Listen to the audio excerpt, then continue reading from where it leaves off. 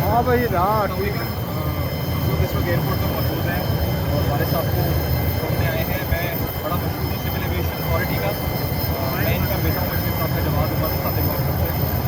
मैं बड़ा मशहूर हूँ सिविल एविएशन अथॉरिटी का साहब का साहब का कि इन्होंने आकर इतना प्यार शो किया, इतना अफेक्शन शो किया, इतना सपोर्ट का इजहार किया, फूलों का तोहफा पेश किया, नेक दुआओं की तमन्नाएँ, उनकी जो दुआएँ इन्होंने की है, सबने जितना भी स्टाफ है, क्रू है, जितना भी अमला है, गार्ड से लेके यहाँ तक, मैं सबका बहुत शुक्रगुजार और मशहूर हूँ कि आप लोगों का प्यार मेरे वालिद साहब के लिए जो मोहब्बत है, मेरे पास अल्फाज नहीं है आप सबका शुक्रिया अदा करने के। मेरे वालिद साहब ने पाकिस्तान से इश्क किया है और आज मैं देख रहा हूँ किस तरह लोग उनसे वो इश्क लुटा रहे हैं उनको, और जो उन्होंने पाकिस्तान का परचम हर जगह पे लहराया है और उनकी बातों में भी पाकिस्तान की खुशबू आती है।